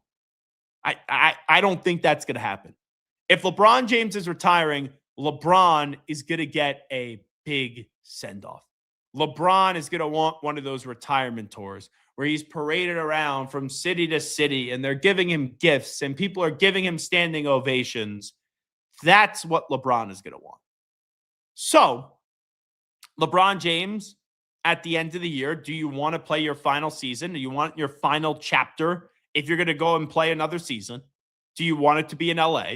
Or do you want to go back to a place that you're most associated with, Cleveland, where you're from, you started your career there, you came back. It's your most memorable championship.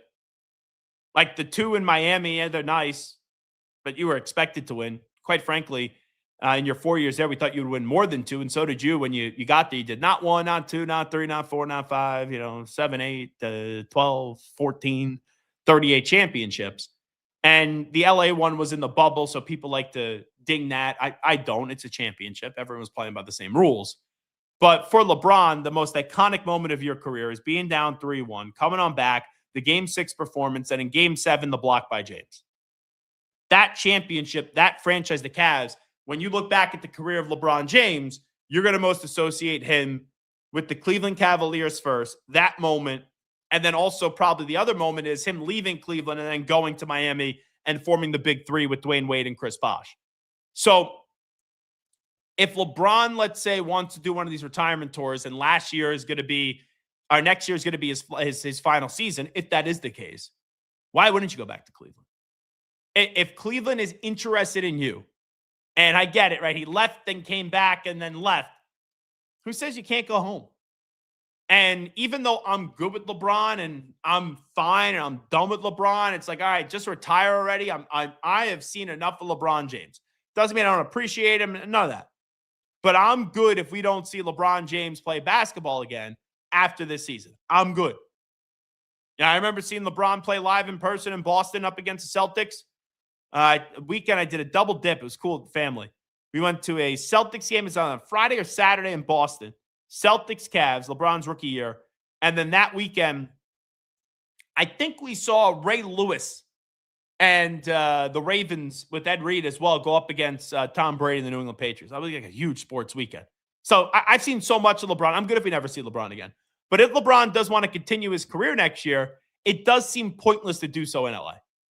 It could at least be a feel-good story that I'd be interested in if he did go back to Cleveland and said, okay, let's have one more run with the Cleveland Cavaliers. And I'm not going to sit there and expect them to go win a championship or anything like that. It would just be more of a nostalgic kind of feel. Zach Gelb here with you on 365 Sports. I do want to play this. So we'll get to the Emmanuel Acho stuff. We'll get to the Mike Garafalo stuff coming up in the next segment. And also Jesse Minter as well. If Garrett could play this for me, there was a little kerfuffle yesterday in press conferences. So one day it was Sean Payton talking about Bo Nix, and then Bo Nix didn't like what Sean Payton had to say about his ankle and the surgeries and all that stuff. So Bo Nix held his own press conference. Here was a little back and forth that I did see on Twitter earlier today. That was like predisposed right at that they always find a little bit more when they go in, and it wasn't a matter of if, it was a matter of when. Didn't have any predisposed issues. Man, my ankles were feeling really good. He said he had one in high school, and then he said he had one at Auburn. I don't think he really should share how many surgeries I've had in the past, to be honest with you, but because I don't, he doesn't really even know that. Seems like there's a little problem with the coach and the quarterback. That doesn't seem good. Now, it's the end of the season. I would imagine Bo Nix isn't feeling great because of the fact if he was in that AFC championship game, who knows? Maybe the Broncos are going to the Super Bowl. You break your ankle. You say it's only going to take 4 to 6 weeks to recover. So it's not as if it's an ACL where you tear it so late or you pop an Achilles, and that feels as if it's a full year recovery. So if you were going to get hurt and you're going to miss the AFC championship game, a broken ankle isn't the worst thing. But when you have a coach that's so established like Sean Payton, and you got a coach here who's up there and he's talking about your medical history, and I guess he's not factually correct about it, and you take offense to that, it is something to monitor.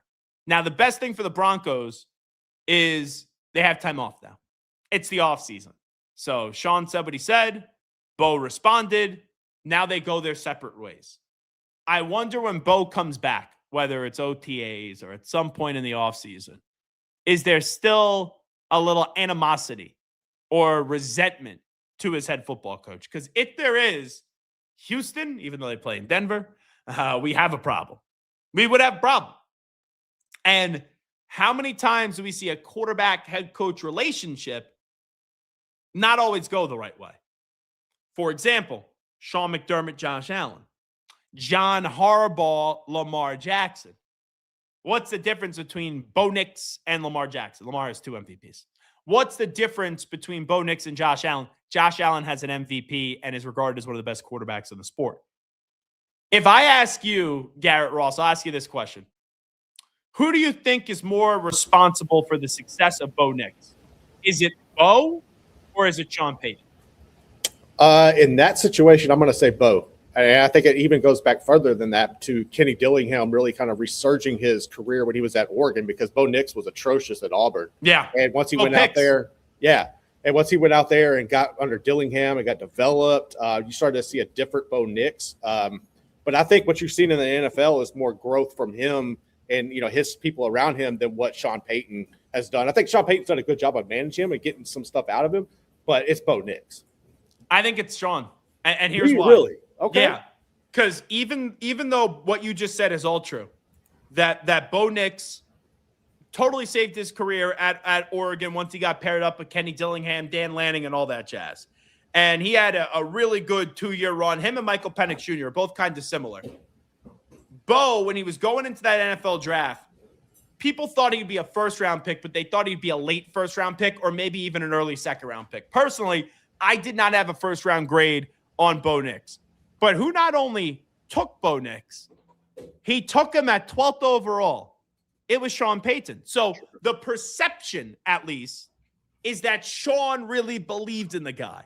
And Sean, with his offensive mind and his background and what he did with Drew Brees, Sean's calling his shot, and Sean took over a bottom 5 roster, right? And Russell Wilson was there, and they ran Russell Wilson out of town. That was more Russ than Sean. Russ, it was time to go. It was a disaster in Denver.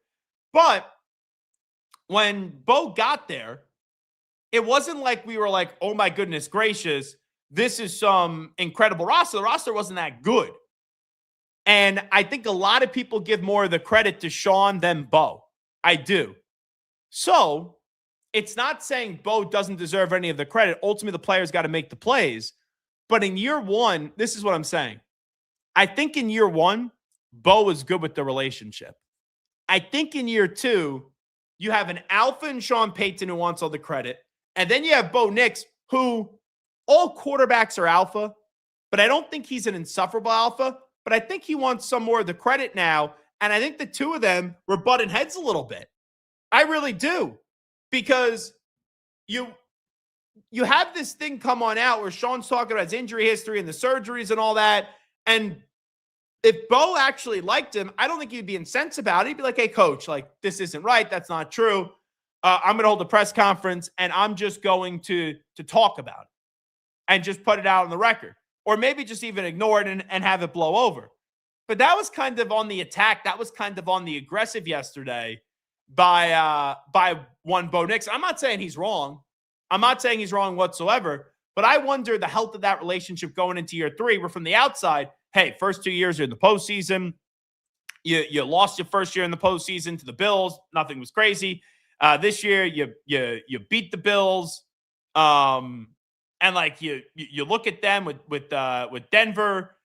You also just lost to the Patriots, but Bo Nix wasn't there. So Sean has had success with Bo. Bo's had success with Sean. I just wonder where that relationship is going to be heading into year number 3. Because right now I think it's a little messy. Right now I think it's a little murky. Can they get it back on the same page, or is it going to be, hey, they're still having success, but these guys don't like one another? And don't tell me it can't happen. Because we just saw Lamar Jackson, John Harbaugh get into it. John Harbaugh's now out. We know that from Ty Dunn, Josh Allen, and Sean McDermott on the same page. Look, Josh Allen is still there. They just announced Joe Brady, and Sean McDermott is out. And I even go back to players, coaches, happens all the time. When Byron Scott was with the Nets, with the New Jersey Nets, and Jason Kidd. And they were in the NBA Finals. And then shortly after that, boom, Byron Scott was out. So it happens. It happens. Now, Sean's a Hall of Famer down the road. He's a Super Bowl winning coach. I don't think they're anywhere close to a split happening. But if that relationship continues to go in the wrong direction, and yesterday it was in the wrong direction, if it continues to go worse and worse and worse down that road, I do wonder what ends up happening in Denver. I think at the end of next year, you'll know where those two are at. Do me a favor. Play that video for me one more time. I just want to further dissect it. I want to watch it one more time, and I want to further dissect it and really just give you an idea on a number of 10 on how concerned you should be if you're a Broncos fan. Go ahead, Garrett. That was like predisposed right at that they always find a little bit more when they go in, and it wasn't a matter of if, it was a matter of when. Didn't have any predisposed issues. Man, my ankles were feeling really good. He said he had one in high school, and then he said he had one at Auburn. I don't think he really should share how many surgeries I've had in the past, to be honest with you, but because I don't, he doesn't really even know that. Yeah. 7 out of 10 concern level right there. The quarterback's pissed off. There's no, Bo Nix is pissed off at his head football coach. And I don't blame him. Because how many times does a head coach just be quiet at the podium? He's blabbing. He's blabbing right there. He's saying way too much about injuries too. And you may not even be right on that information. I think that there was some friction at the end of the season, and it kind of boiled over in the last few days. That's what it seems like right there. Zach Gelb here with you on 365 Sports. Coming on back. A second? Yeah, come on in. Thanks. I'm having an issue with Ralph. With Ralph? He keeps stealing my lunch. He's just researching new flavors. That is slow smoked turkey. Ralph steals my lunch all the time. You get used to it. He also peed on my bag. He is warming up to you. You know, starting a new job, it's a big change. I want you to think about how you can be more accommodating to Ralph. We're all co-owners here.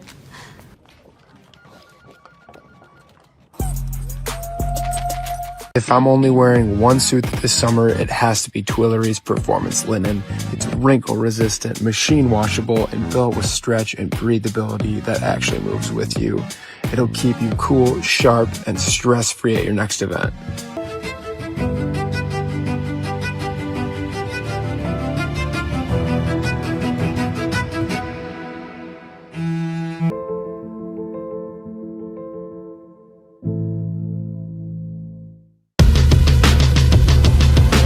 What does being different mean to me? You know, that is an interesting question. Because there really isn't one way. There's a bunch of different ways you could do it.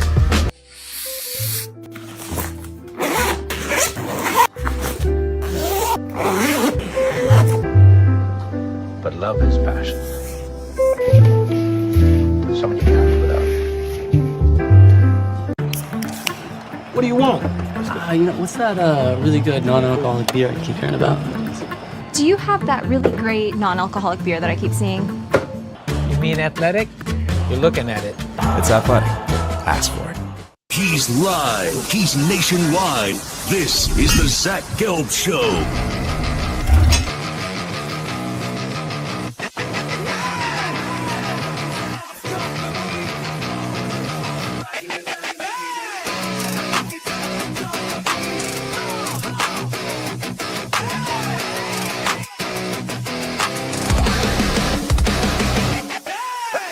Here's your host, Zach Gelb.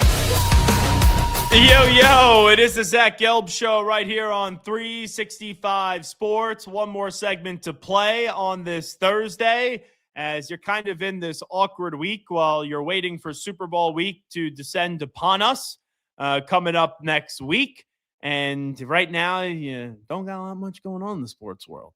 You got a bunch of people bitching in college football.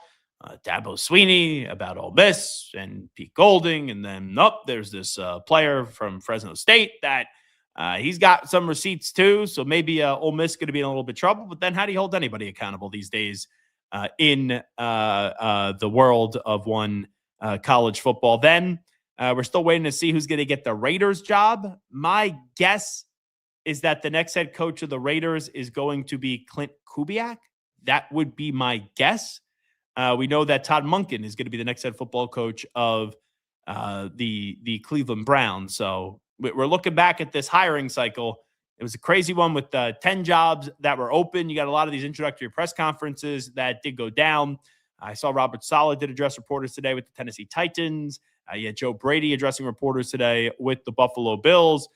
College basketball started picking up, but let's be real. As much as I do like college basketball, a lot of times people just parachute in for what ends up being the conference tournament weekend and then March Madness. So we're in this world right now where it's football, and more football, and college football with the transfer portal craziness and all that. It's starting to wind down a little bit. And then you do get into Super Bowl week next week, which is always a zoo. So with looking at what we have right now, let's continue the conversation in some coaching jobs that are still open. The Eagles don't have an offensive coordinator. And there's now a belief that Nick Sirianni is going to call the plays this year, and they'll bring in an offensive coordinator, but maybe he's just not going to call the plays. So Mike Garafolo was on with our guy, Anthony Gargano, the Cuz, in Philadelphia. And Mike Garafolo I'm sure he was asked about the offensive coordinator, but he was asked about A.J. Brown and the future of A.J. Brown, because I thought, and I'll play this in just a second, I really did think that if the Eagles brought in an established offensive coordinator, someone like a Mike McDaniel, let's just say, that you go back to the well with A.J. Brown and Jalen Hurts, and you say, okay, you got a different voice in there. You go and you take care of this. You get these guys on the same page. But if you're bringing in someone that may not be even calling the plays, or you're bringing in someone now that's like the 7th or 8th option, are they going to have the gravitas when Sirianni didn't this year to reel in A.J. Brown, where A.J. Brown, it has now come out that he is asked to be traded during the season. There are moments at the season, surprise, surprise, he didn't want to be a Philadelphia Eagle. Are you going to be able to bring in a head coach that you have right now who clearly can't control A.J. Brown, an offense coordinator that isn't very strong? And is that going to get A.J. Brown and Jalen Hurts on the same page? So with where we're at right now, if the Eagles don't end up making a hire where I go, oh, holy smokes, that's a tremendous one, I'm starting to think that A.J. Brown is going to be out with the Philadelphia Eagles. But let's listen up to Mike Garafolo on the NFL Network talking about the future of A.J. Brown. Anything? They got to have communication. Remember how Howie answered it? Like, oh, I'm going to answer it the same way that I did the trade deadline. The trade deadline felt a lot different, though, to me, because you're in the middle of a season. You don't want to disrupt it. You kind of have to play the hand that you're dealt at that point, or you're dealt yourself, I should say. And now it's like, okay, well, we've got the time to reset if we want to move him and somebody's interested and we get a return. Okay, now what are we doing free agency wise, or maybe getting a piece back, or in the draft looking for a guy that could help as well. So I just feel like that's going to be explored here as we get through the Senior Bowl into the Combine. The Combine's big for that face-to-face communication with guys. And I've said this and I'll say it to you again, I just don't think the quarterback and he can coexist anymore. Like, something's got to give one way or another on that. There's just no way that they'd run it back with these two in the same locker room, the way that the communication was publicly and privately. I think he's right. I don't think they could coexist. If you brought in Mike McDaniel, and I understand, I love Mike McDaniel as head coach, but if you bring in Mike McDaniel as an offensive coordinator, all right, he's dealt with Tyreek, Jalen Waddle, Tua Tagovailoa, Devon Achane. The guy could score points. He can make people happy. He's a little bit of a different cat in Mike McDaniel. I think you make that work. But if you're bringing in, I don't know, Jim Bob Cooter, do I think Jim Bob Cooter is going to get A.J. Brown and Jalen Hurts on the same page, where Sirianni, even though he's been to 2 Super Bowls and has won a Super Bowl, do I think Sirianni's going to be able to reel in A.J. Brown? He's already proven that he can't. So, I'm looking at this, and even though you don't want to trade a player of the caliber of an A.J. Brown, the more and more I think about this, I think A.J. Brown is going to get traded in this offseason from the Philadelphia Eagles. And we talk about how bad's the relationship with Bo Nix and how bad's the relationship with Sean Payton. The relationship right now is bad with A.J. Brown and Jalen Hurts. It's been bad for 3 years, and it's crazy with how bad it is that those guys were able to win a Super Bowl together. Not only win a Super Bowl together, go to 2. And when they went to the first one, I don't think the relationship was bad. But this goes back to that giant playoff game a few years ago where he wasn't happy. Well, actually, they went to the Super Bowl that year. Yeah, that was the playoff game. So maybe the relationship was bad then. That giant playoff game, I was there. He wasn't happy.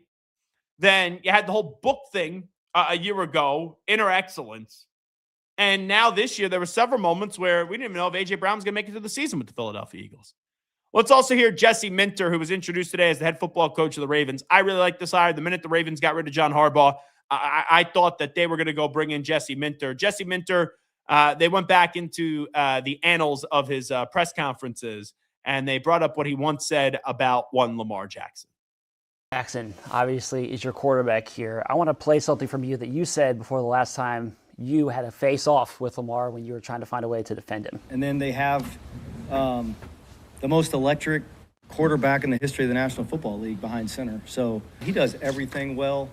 There's nobody to compare to him. He's one of one. What are your thoughts about having Lamar Jackson as your quarterback? It's really special. Had some great talks with Lamar. Really look forward to continuing to build a great relationship with him. He is the best player in the National Football League. It's been proven. He's won the awards that show that. It's our job to just continue to help him grow and help him build. But to have that guy behind center, you know you have a chance to win every time you take the field. And I just can't wait to go to work with him, create a partnership with him, and build a team around him that can help us achieve our ultimate goal. So there you go. That is Jesse Minter. Lamar Jackson, the best player in the NFL? He's one of. Myles Garrett's better than Lamar Jackson. Patrick Mahomes is better than Lamar Jackson. And also, I know Ravens fans may not like this. They may not like this. I do think Josh Allen is better than Lamar Jackson. Josh Allen has beat Lamar Jackson twice in a playoff game. Twice in playoff games. Sure, I get Lamar Jackson has one extra MVP, but I think if you ask the people in the NFL, would you rather have Josh Allen, Lamar Jackson? I like Lamar Jackson. But if you rather have Josh Allen, Lamar Jackson be your quarterback, I think they would say that the answer would be Josh Allen. So is he one of the best players in the NFL? Yes. Now, here's why Jesse Minter is smart for saying he is the best player in the NFL. John Harbaugh and Lamar Jackson at the end, they didn't have a great relationship. That relationship, it got ugly. So you need a coach in there that is younger, that is going to embrace Lamar, and Lamar's got to change some things. If that article is true, that Lamar was having trouble staying up in meetings, he's playing video games, like you do a lot worse things than playing video games, but if you're up that late at night where you're falling asleep in the meeting and you can't practice in the morning because Lamar isn't a morning person, Lamar, you got to change some things because you can be a two-time MVP that way. You're not going to become a Super Bowl champion. And also the injuries are a little bit of a factor with Lamar Jackson. But if I'm a coach and if I'm the head coach now of the Ravens, I got to get on the same page with Lamar Jackson. So what do? You come on in and you are overly positive. For example, who had a bad relationship at the end of their tenure together? Brian Flores and Tua Tagovailoa.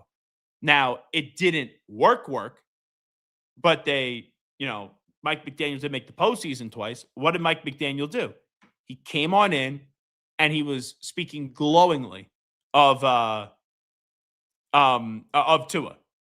Now, eventually, Mike McDaniel and Tua's relationship wasn't in the best spot at the end, but you got to get off to a good start. You got to get off on the right foot. And that's just what transpired there with Jesse Minter, I guess, extending the olive branch and trying to make sure that this relationship does work. All righty, it is the Zach Gelb Show right here on 365 Sports. Please, make sure as you tune into us on YouTube that you do subscribe right here on our 365 Sports page. That's how you watch us each and every weekday from 2 to 4 p.m. Eastern, 1 to 3 p.m. Central Time. And we usually wrap up the show. It's not really 2 to 4 p.m. Eastern or 3 p.m. Central Time, but we usually wrap up the show right at about now at this time, 10 minutes to the top of the hour. So all you got to do, youtube.com/@365sports YT. That's, if you listen to us in podcast form, you go youtube.com/@365sports YT. And that will take you right to our live show page. And it's also where you could subscribe. We have over 71,000 subscribers and counting. So make sure you subscribe.